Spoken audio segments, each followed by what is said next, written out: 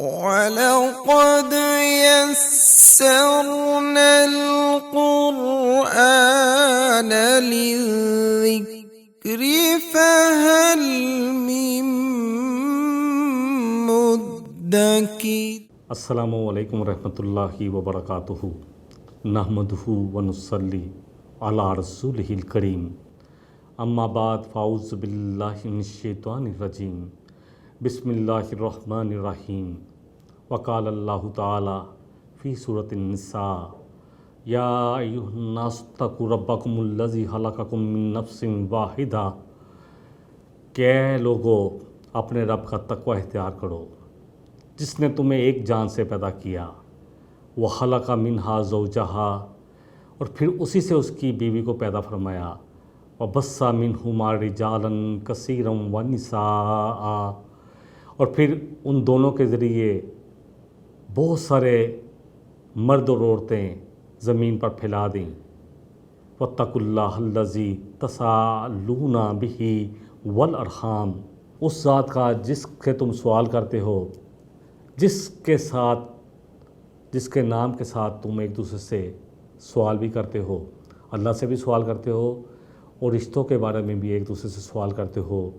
والارحام، اور رحمی رشتوں کے بارے میں اللہ سے ڈرو۔ ان اللہ کان علیکم رقیبا، بے شک اللہ تم پر نگہبان ہے، تمہارے ہر عمل کو دیکھ رہا ہے۔ سورہ نساء کی آیت نمبر 1۔ اللہ نے پورے انسانوں کو پکارا ہے کہ سب کے سب اللہ کا تقوی اختیار کرو، ڈر جو اللہ سے۔ وہ ذات جس نے تمہیں ایک جان سے یعنی آدم علیہ السلام سے پیدا فرمایا، پھر آدم علیہ السلام کی پسلی سے ان کی زوج، ان کی بیوی حوا علیہ السلام کو پیدا فرمایا، پھر ان دونوں کے ذریعے کثیر تعداد میں مرد اور عورت دنیا میں پھیلا دیے۔ اس وقت تقریباً 6 ارب 6.5 ارب مرد اور عورتیں زمین پر موجود ہیں، اور کتنے چلے گئے اور کتنے آنے والے ہیں اللہ ہی بہتر جانتے ہیں۔ اور اللہ کا تقوی اختیار کرو، ڈرو اللہ سے جس کا نام لے کر تم سوال کرتے ہو اور جس سے تم سوال کرتے ہو، اور رحمی رشتوں کے بارے میں اللہ سے ڈرو۔ قصہ آدم چل رہا ہے، آدم علیہ السلام کے قصے کے بارے میں آخری ایپیسوڈ یعنی قسط نمبر 6 میں ہم نے بات کی کہ آدم علیہ السلام کو اللہ نے جنت میں داخل فرمایا، کہا جہاں سے دل چاہے کھاؤ، جتنا جی چاہے کھاؤ، رہو تم دونوں جنت میں۔ ان کو جنت کا لباس دے دیا گیا، جنت کے لباس میں وہ دونوں وہاں رہ رہے تھے ہنسی خوشی۔ شیطان نے وسوسہ ڈالا اور اللہ نے منع کیا تھا جس طرح سے اس درخت کی طرف لے آیا، کہا کہ کیا تم یہ نہیں چاہتے کہ تمہیں ہمیشہ ہمیشہ کی زندگی مل جائے اور وہ بادشاہ جو کبھی ختم نہ ہو، اور میں تم دونوں کے لیے قسم کھا رہا ہوں کہ میں تم دونوں کا خیر خواہ ہوں، میں چاہتا ہوں تم اسی طرح جنت میں کھیلتے رہو، اسی طرح خوش رہو، زندگی گزارتے رہو۔ پھر انہوں نے اس درخت کا پھل کھا لیا جس سے اللہ نے منع فرمایا تھا۔ سب سے پہلے جو کام ہوا وہ ان کے لباس چھین لیے گئے جنت کے، جنت کے پتوں سے اپنے آپ کو ڈانپنے لگے۔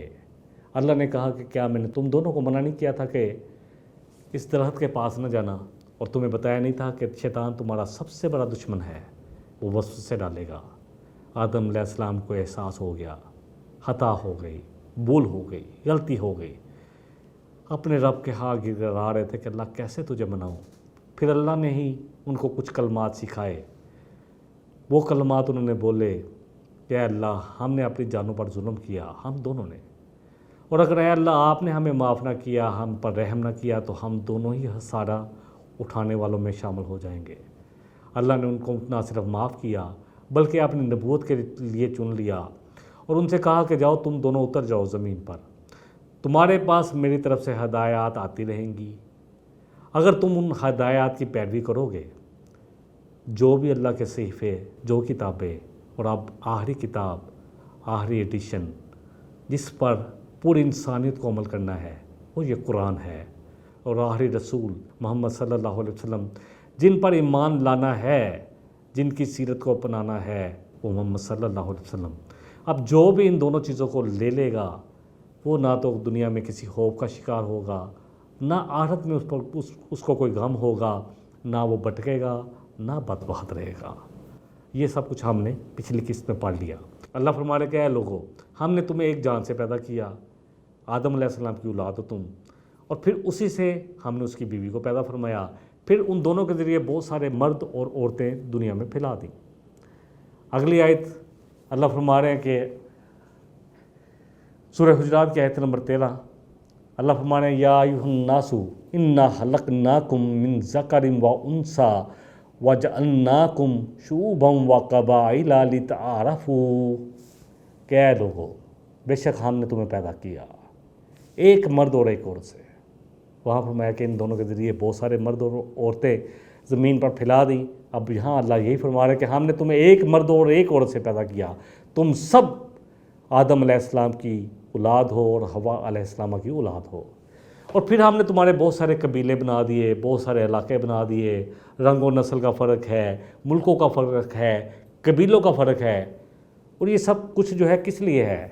تاکہ تم ایک دوسرے کا تعارف کرا سکو۔ سلمان فارس سے ہے، سلمان فارسی کہلائے، سہیب روم سے ہے، سہیب رومی کہلائے، بلال حبشہ سے ہے، حبشی بلال حبشی کہلائے۔ یہ صرف تعارف کے لیے ہے۔ انا اکرمکم عند اللہ اتقاکم، تم میں سب سے زیادہ اللہ کے نزدیک عزت والا کون ہے؟ پرکھیں میں اور آپ ایک اس معیار پہ جو اللہ نے ہمیں کرائٹیریا دیا ہے، یہ ترازو لگائیں اپنے اندر۔ جو سب سے زیادہ اللہ سے ڈرنے والا ہے، تقویٰ، اتنی دفعہ یہ لفظ استعمال ہوا قرآن میں، اتنی دفعہ ہمارے اس سبق میں بھی آ رہا ہے۔ تقویٰ کیا ہے؟ حضرت عمر فاروق رضی اللہ عنہ امیر المومنین قرآن کی محفلیں سجاتے تھے، صحابہ سے پوچھتے تھے کہ تقوی کا لفظ اتنی دفعہ قرآن میں آیا ہے، اس کا مطلب کیا ہے؟ بہت سارے صحابہ نے بہت سارے مطلب بتائے۔ دیکھیں تقویٰ یہ ہے کہ ہر وہ کام جس سے اللہ راضی ہوتا ہو اس کو کرنا، اور اس کی کرنے کی تگ و دود میں رہنا، اور ہر وہ کام جس سے اللہ ناراض ہوتا ہو اس سے بچنا بھی، اور اس خود بھی بچنا، اور اس سے بچنے کی تگ و دود کرنا، یہ بھی تقویٰ ہے۔ اللہ کا خوف تقویٰ ہے، اللہ کے رضامندی والے کام تقویٰ ہے، یہ سب تقویٰ ہے۔ ابی بن کعب رضی اللہ عنہ مفسر قرآن، اللہ اکبر، خاموش۔ عمر فاروق رضی اللہ عنہ نے پوچھا کہ اب ابی آپ کچھ نہیں بولتے، تو عرض کی ہے امیر المومنین کبھی آپ ہاردار جنگل سے گزرے ہیں؟ کہا ہاں گزرا ہوں، بالکل گزرا ہوں۔ فرمایا کیسے گزرتے ہیں؟ فرمایا بڑا ہوشیار رہنا پڑتا ہے، کانٹے زمین پر ہوتے ہیں، زہریلے سانپ اور اس طرح کی اور بھی مخلوق زمین پر ہوتی ہے، شاہیں الجھتی ہیں، ان سے اپنے آپ کو بچانا پڑتا ہے۔ فرمایا یہی ہے تقویٰ، زندگی ایسے گزاری جائے کہ ہر وقت کانشیس رہا جائے، ہر وقت انسان اپنی آنکھیں کھلی رکھے۔ زمین پر بھی بہت سارے مسائل انسان کو دعوت دیتے ہیں، درخت کی شاخیں بھی الجھتی ہیں، ماحول ہمیں بار بار گناہ کی طرف دھکیلتا ہے، اور پھر جس طرف لوگ چل رہے ہیں اس طرف چلنا تو بہت آسان ہے، چلو تم اس طرف جس طرف ہوا چلے، لیکن اگینسٹ دا ونڈ ہوا کے مخالف چلنا بڑا مشکل ہے۔ یہ ہے تقویٰ، ہر وقت کانشیس رہنا، ہر وقت ہوشیار رہنا کہ کوئی مجھ سے ایسا کام نہ ہو جس سے میرا اللہ ناراض ہو جائے، اور ہر وقت اس کام کو کرنے کی تگ و دود میں رہنا، کوشش کرتے رہنا کہ جس سے اللہ راضی ہو جائے، چاہے چھوٹے سے چھوٹا ہو چاہے بڑے سے بڑا ہو۔ ان اللہ علیم خبیر، بے شک اللہ خوب علم والا ہے، ہر چیز کو جاننے والا ہے، خوب باخبر ہے۔ یہ ہے میری اور آپ تمام انسانوں کے لیے عزت کا معیار۔ نبی صلی اللہ علیہ وسلم نے خطبہ حجۃ الوداع میں فرمایا کہ اے لوگو تم سب آدم کی اولاد ہو، اور آدم کو اللہ نے مٹی سے پیدا فرمایا، تم میں سے جو سب سے زیادہ اللہ سے ڈرنے والا ہے وہ اللہ کے نزدیک سب سے زیادہ عزت والا ہے۔ کسی عربی کو کسی اجمی پر، کسی اجمی کو کسی عربی پر، کسی کالے کو کسی سرخ پر، کسی گورے پر یا کسی گورے سرخ کو کالے پر کوئی فوقیت کوئی فضیلت نہیں ہے سوائے تقویٰ کے۔ بہرحال اللہ نے آدم علیہ السلام کو پیدا فرمایا، اپنے ہاتھ سے بنایا، پھر روح پھونکی، یہ ساری باتیں الحمدللہ گزر چکی ہیں۔ پھر انہی کی پسلی سے ان کی بیوی حوا علیہ السلام کو پیدا فرمایا، پھر ان دونوں کو جنت میں بھیجا۔ پھر اب ان کے آگے پھر جب وہ جنت سے اللہ نے نکالا، جب ہم نے آخری آیت پڑھی تھی تو اللہ کہہ رہے ہیں کہ اب تم دونوں چلے جاؤ، اتر جاؤ یہاں سے، تمہارے لیے زمین پر رہنے کے لیے ایک خاص وقت معین ہے، وہاں پر رہو، اور پھر تمہارے پاس ہدایات آتی رہیں گی، ان کی پیروی کرو، نہ خوف ہوگا، نہ غم ہوگا، نہ بھٹکو گے، نہ بدبخت رہو گے۔ اب اللہ فرما رہے ہیں کہ یہاں پر اللہ نے فرمایا کہ ہم نے پورے دنیا میں انسانوں کو پھیلا دیا، تو سب کے سب اللہ سے ڈرو۔ اللہ نے بنی آدم کی تمام اولاد کو ان کی پیٹھ سے نکالا، اپنے سامنے کھڑا کر دیا۔ یہ واقعہ اس وقت ہوا جب ہم سب روحوں کی شکل میں تھے۔ اللہ نے سب کو نکالا، اللہ نے سب کو نکال کر اپنا تعارف کرایا۔ سورہ الاعراف کی آیت نمبر 172، جب ہم نے آدم علیہ السلام کی پیٹھ سے اس کی پوری پشت سے پوری اس کی اولاد کو کھڑا کیا اپنے سامنے، اور ان کو ان کے اپنے نفسوں پر گواہ بنایا، اور پوچھا الستو بربکم، کیا میں تمہارا رب نہیں ہوں؟ میں تمہارا پالن ہار نہیں ہوں؟ میں تمہیں رزق دینے والا نہیں ہوں؟ میں تمہاری پرورش کرنے والا نہیں ہوں؟ میں تمہیں پیدا کرنے والا نہیں ہوں؟ جو بھی کچھ تمہیں ملا ہے وہ کیا مجھ سے نہیں ملا؟ قالوا بلا، سب نے اقرار کیا کہ آپ ہی ہمارے رب ہیں، آپ ہی ہمارے پالن ہار ہیں، آپ ہی ہمیں پیدا کرنے والے ہیں، آپ ہی ہمارے پروردگار ہیں، آپ ہی کی عبادت کریں گے، آپ ہی ہمارے رب ہیں۔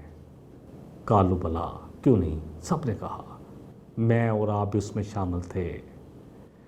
شہدنا، اللہ فرما رہے ہیں کہ اس لیے کہا شہدنا کہ ہم گواہ رہیں، اب ہم گواہ رہیں گے اس بات پر، ان تقولوا یوم القیامت انا کنا عن ھذا غافلین، کہ تم قیامت والے دن یہ نہ کہو کہ ہم تو اس کے بارے میں غافل ہی رہے، کہ ہمیں تو پتہ ہی نہیں تھا۔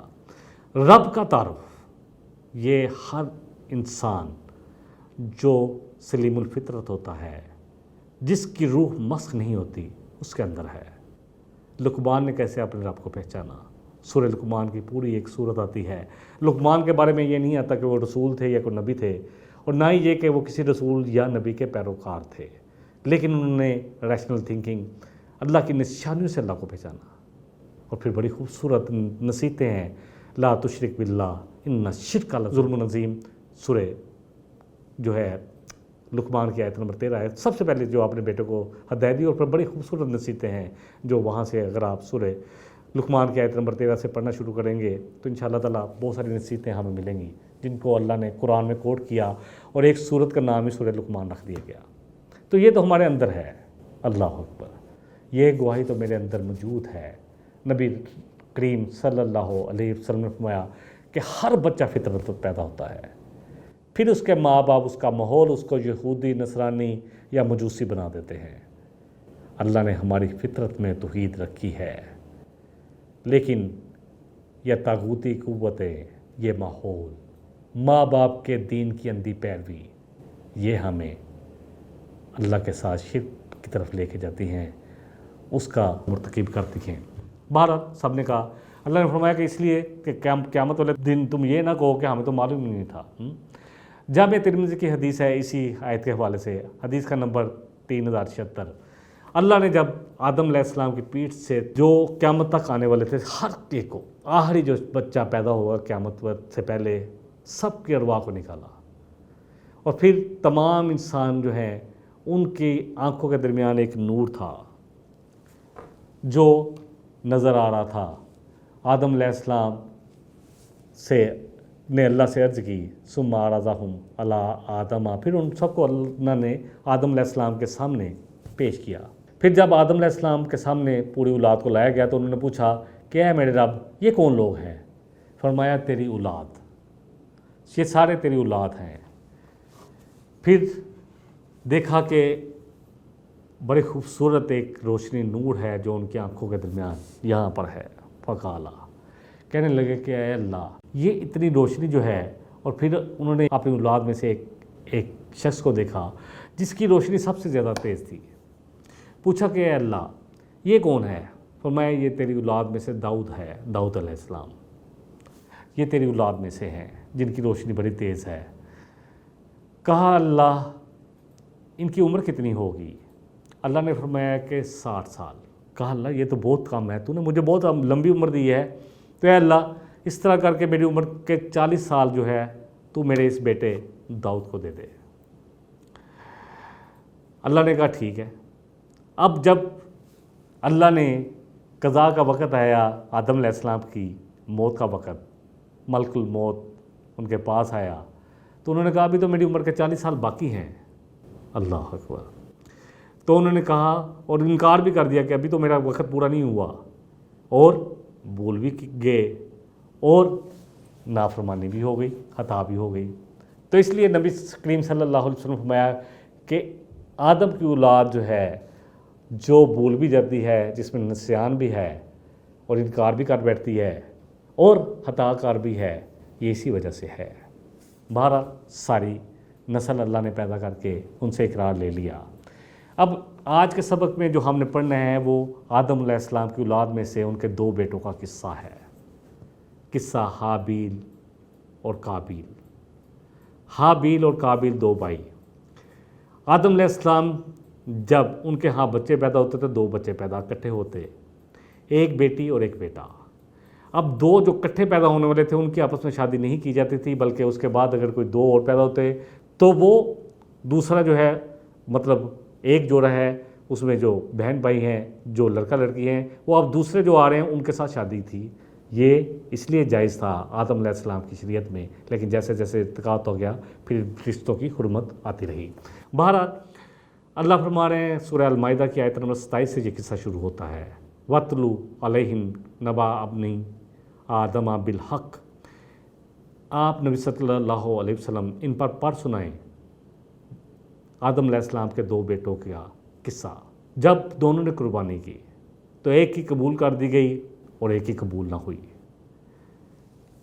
قَالَ لَأَقْتُلَنَّكَ قَالَ إِنَّمَا يَتَقَبَّلُ اللَّهُ مِنَ الْمُتَّقِينَ. ایک نے کہا جس کی قربانی قبول نہیں ہوئی تھی کہ میں تجھے قتل کر دوں گا اپنے دوسرے بھائی سے. تو اس نے اس کو سمجھایا دیکھو اللہ تو اسی کی قربانی قبول کرتا ہے جو تقوی والا ہوتا ہے, جو اللہ سے ڈرنے والا ہوتا ہے. قصہ کچھ اس طرح ہے کہ جو حابیل کے ساتھ جو لڑکی پیدا ہوئی وہ کوئی اتنی زیادہ خوبصورت نہیں تھی, جو روایات میں آتا ہے, اسرائیلی روایات صرف سمجھنے کے لیے, اس لیے میں نے کہا کہ جسے تو جو بھی قابیل کے ساتھ جو لڑکی پیدا ہوئی وہ زیادہ خوبصورت تھی.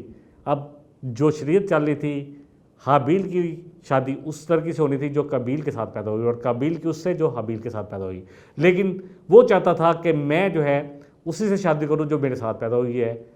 اللہ اکبر, اللہ عالم.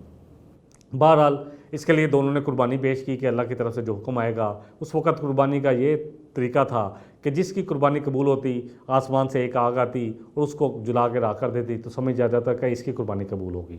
اب دونوں نے جب قربانی دی کہ اب کس کی بات مانی جائے گی, حابیل کی قربانی کو قبول کر لیا گیا, قابیل کی قربانی قبول نہ ہوئی. اب قابیل کو غصہ آیا, اس نے کہا میں تجھے قتل کر دوں گا, اپنے بھائی کو قتل کر دوں گا. حابیل نے کہا کہ میری بات کو سمجھو, اللہ صرف اسی کی قبول کرتا ہے جو اللہ سے ڈرنے والے ہیں. آیت نمبر 28 سورہ المائدہ. اگر تو میری طرف ہاتھ بڑھائے گا کہ مجھے قتل کر دے, کیونکہ قابیل نے دھمکی دی تھی کہ میں تجھے قتل کر دوں گا, تو میں تیری طرف ہاتھ نہیں بڑھاؤں گا کہ تجھے قتل کروں. انی اخاف اللہ رب العالمین.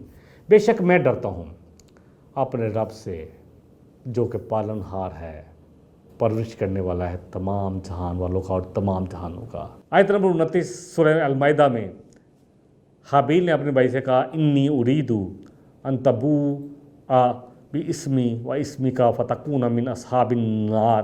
کہنے لگا کہ ٹھیک ہے, اگر تو نہیں باز آتا اپنے ارادے سے, دھمکی دیتا جا رہا ہے مجھے, تو میں چاہتا ہوں کہ ٹھیک ہے پھر تو اپنا گناہ اور میرا گناہ بھی سمیٹ لے اور پھر چلا جا جہنم میں. وذالک جزاء الظالمین. اور پھر ایسے ظالم جو ظلم کرتے ہیں ان کا تو یہی بدلہ ہوتا ہے. پھر ہوا کیا ہوا, وہی جو شیطان نے ایسا ڈالا وسوسہ, بس شیطان نے اس کو اکسایا, آمادہ کر دیا اپنے بھائی کے قتل پر. بس اس نے قتل کر دیا اور پھر ہو گیا خسارہ اٹھانے والوں میں سے. پہلا قتل انسانوں کا جو ہوا وہ قابیل نے کیا اپنے بھائی حابیل کا, قتل کر دیا اپنے بھائی کو. شیطان نے اس سے اپنا کام کروا لیا, اس کے نفس کے پیچھے چل پڑا, اس کو راضی کر لیا, آمادہ کر لیا کہ کر اپنے بھائی کو قتل, جو بھی ہے اس کی قربانی کیوں قبول ہوئی, اس کو کیوں فضیلت مل گئی, اس کو قتل ہی کر دے. بس اس نے قتل کر دیا. قتل کرنے کے بعد پھر خسارہ اٹھانے والوں میں سے ہو گیا, ہمیشہ ہمیشہ کا خسارہ. انسان کو قتل کرنا، کسی بھی انسان کو قتل کرنا، یہ بہت بڑا گناہ ہے۔ نبی کریم صلی اللہ علیہ وسلم نے فرمایا کہ مسلمان کو قتل کرنا، مومن کو قتل کرنا، مومن کو گالی دینا فسق ہے اور اس کو قتل کرنا حرام ہے، ایک مومن دوسرے بھائی کو قتل کرے۔ صحیح بخاری کی حدیث نمبر 7083 ہے۔ قال رسول اللہ صلی اللہ علیہ وسلم، کہتے ہیں کہ اس نے ابو بکر نے کہا کہ اللہ کے رسول صلی اللہ علیہ وسلم نے فرمایا تھا کہ جب دو مسلمان آپس میں دو گروہ لڑ پڑیں اور دو مسلمان آپس میں تلوار لے کر اگر ایک دوسرے کے مقابل آ جائیں تو دونوں ہی جہنم میں جانے والے ہیں۔ اللہ اکبر۔ کہتے ہیں میں نے پوچھا تھا نبی کریم صلی اللہ علیہ وسلم سے، قیلا فہاذ القاتل فما بال المقتول، کہا یہ تو قاتل، یہ تو رہا قاتل، یہ مقتول کا کیا قصور ہے؟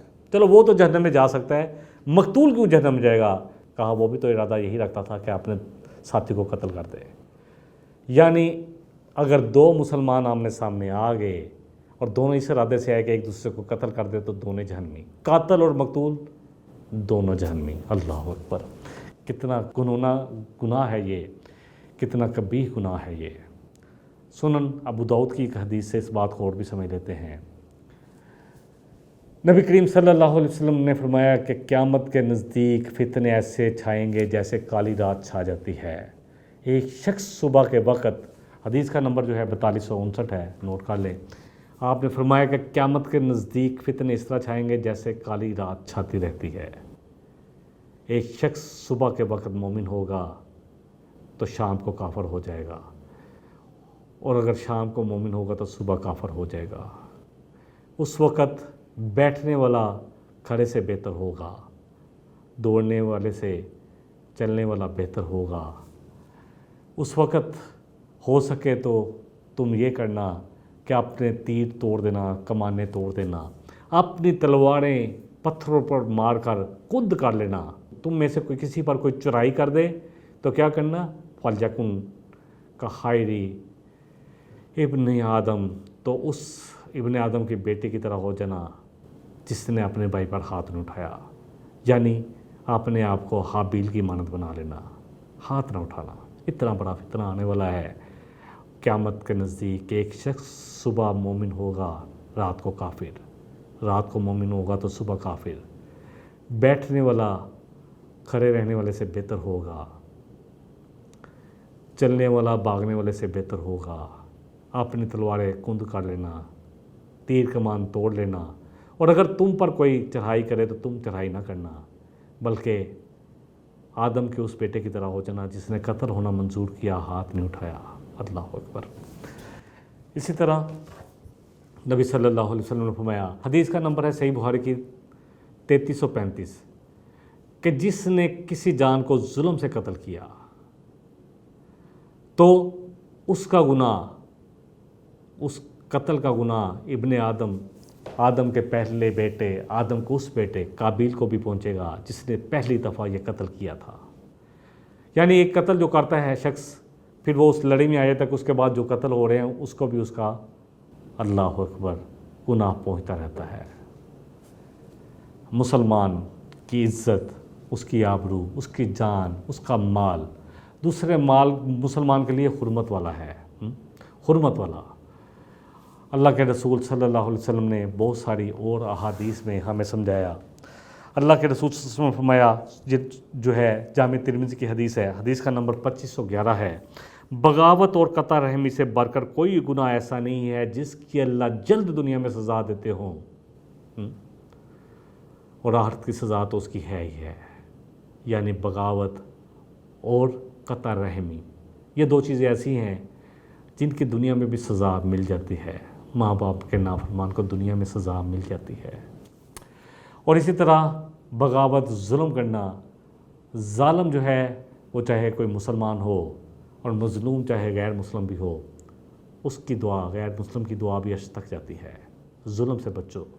ظلم کل قیامت والے دن اندھیروں کی صورت میں ہوگا، تو جو شخص اندھیروں میں ہوگا اس کا کیا بنے گا؟ وہ کیسے پل صراط پار کرے گا؟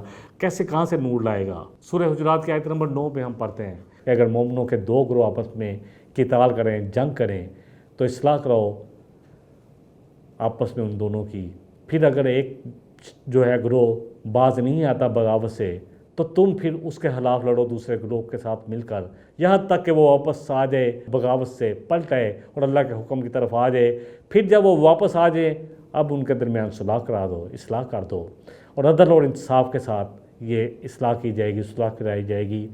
بے شک اللہ محبت کرتا ہے مقسطین سے۔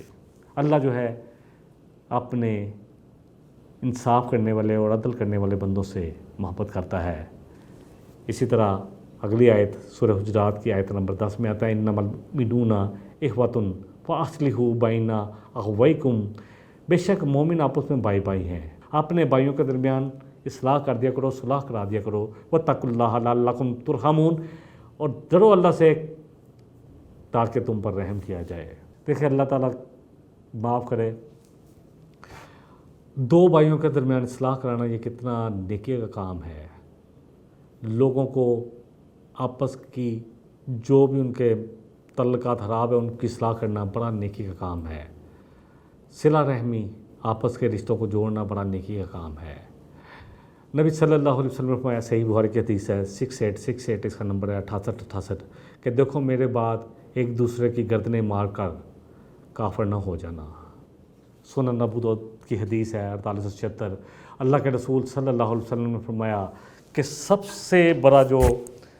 سے بڑی زیادتی یہ ہے کہ ایک مسلمان کا حق بغیر حق کسی مسلمان کو قتل کیا جائے۔ اللہ کے رسول صلی اللہ علیہ وسلم نے فرمایا، حدیث ہے سنن ابو داؤد کی 4882، کہ ہر مسلمان کا دوسرے مسلمان پر مال، جان، عزت، خون حرمت والا ہے، حرام ہے۔ کسی مسلمان کے برا ہونے کے لیے یہ کافی ہے کہ دوسرے بھائی کو اپنے سے حقیر جانے، اپنے مسلمان بھائی کو اپنے سے حقیر جانے۔ بہت ساری حدیث اور بھی ہیں۔ نبی صلی اللہ علیہ وسلم نے فرمایا کہ مسلمان ایک دیوار کی طرح ہیں جس کی ایک اینٹ دوسری اینٹ کو مضبوط کرتی ہے۔ آپ نے فرمایا کہ ایک مسلمان جو ہے آپس میں ایک جسم کی طرح ہیں، جس کے ایک حصے میں درد ہو تو دوسرا حصہ جو ہے اس درد کو محسوس کرتا ہے۔ اللہ تعالیٰ مجھے بھی اور آپ کو بھی، سب سے پہلی بات ہے کہ ہم as a Muslim, as a مومن اپنے آپ کو ایمان والا بھی کہلاتے ہیں۔ ہماری ذات سے کسی کو کوئی نقصان نہ پہنچے، نہ کسی کے مال کو، نہ کسی کی جان کو، نہ کسی کی عزت کو، کوئی بھی نقصان ہماری طرف سے نہ پہنچے۔ مسلمانوں کے لیے بھائی کی طرح ہیں، مسلمان تو ایک جسم کی طرح ہیں۔ اللہ تعالیٰ ہم سب مسلمانوں کو، جتنے بھی ملک ہیں آج مسلمانوں کے، سب کو قرآن اور سنت پر اکٹھا کر دے۔ اللہ کرے کہ یہ اتحاد ہو جائے، کیونکہ اس اتحاد کے ساتھ ہی ہماری بقا جڑی ہوئی ہے اور ہماری عزت، ہماری ناموس جڑی ہوئی ہے۔ ورنہ اگر یہ اتحاد نہیں ہوتا تو جو ہمارے ساتھ ہو رہا ہے وہ ہوتا رہے گا۔ اللہ سے دعا کریں کہ اللہ ایسا نظام پھر لے آئے، خلافت راشدہ جیسا، کہ جس سے مسلمانوں کو ایک مرکز مل جائے۔